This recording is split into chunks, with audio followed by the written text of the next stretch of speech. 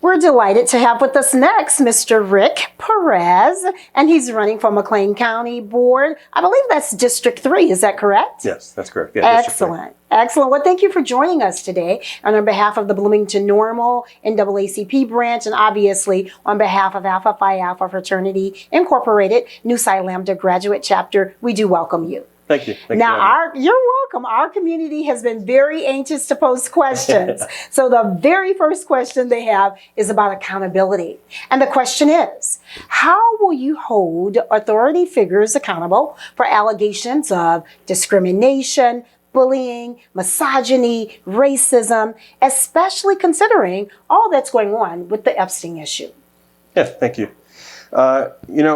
Having served in the Navy for 20 years, it gives me a great background in understanding the need to make sure we hold those people accountable that may be suspected of any wrongs that may be brought up, right?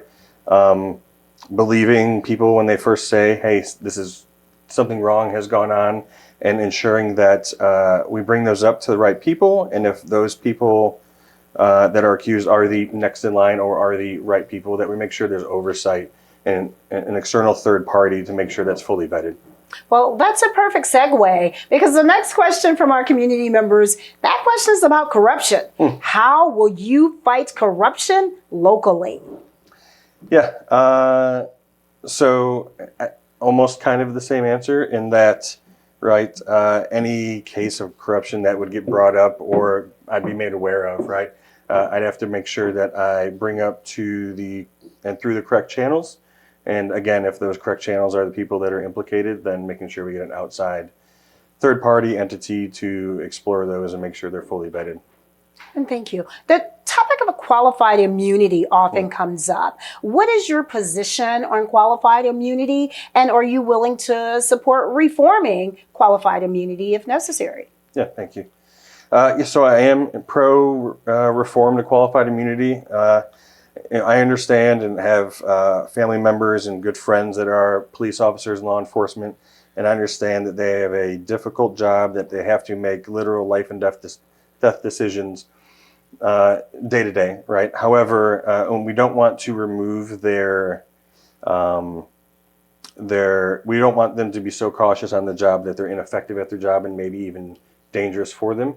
However, some of the reforms I think we can make are shifting the liability from the individual officer to maybe that agency, so either a sheriff's office or a local police department, right? And that puts the onus on both that agency to train their officers and also allows them to determine if they want to retain that officer based on their history or not. Okay. Now, are you willing to, just for a minute, put on your futuristic goggles? Where do you see the county in 5 years? Yeah, so I see the county growing a little more. Admittedly, I live near Rivian, so that's a big indicator of growth to me. Maybe not everyone agrees, but yeah, I see it growing. I see the increased participation of especially our younger voters. Yesterday I was at ISU and spoke to the ISU Democrats, right, and was enthused and energized by their, participation and desire to make a better McLean County. And speaking of growth, what is the role of the county to assist immigrants if they come to us for needs and services?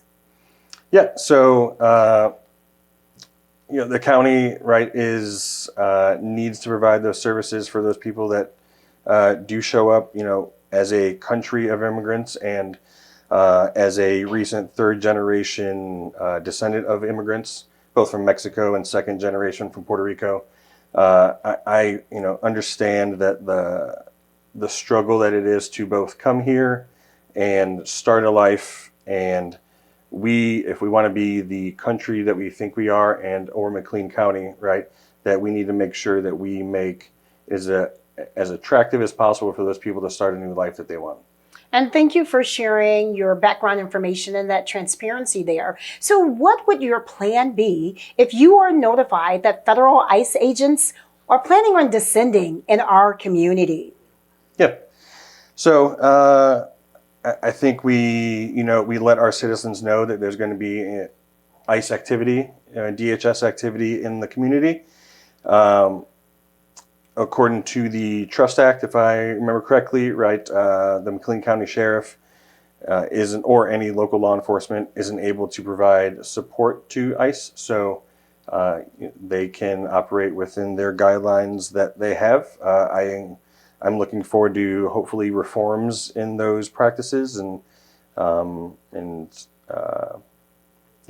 more responsible enforcement of that law. Yeah. Thank you. This final question is about diversity. What is your plan to reach out to people of color and particularly people from the Black and Brown communities? Thank you. I think a part of it is making sure that those parties see that just the McLean County representatives in general and Democrats and myself specifically, that we are open to feedback, participation, that we show up in those areas to show people that they do have representation and that their voice matters. And often we hear that, politicians come around come election season. How would you defeat that thought process? I think the real effort there is making sure that you go when it's not election season, right? When, whatever timetable works for you to make sure you're still keeping the pulse of the people that you represent, both in your district, but in McLean County as a whole. Very good. I appreciate your time today, sir. Thank you, Mr. Perez. Yeah, thank you. Absolutely.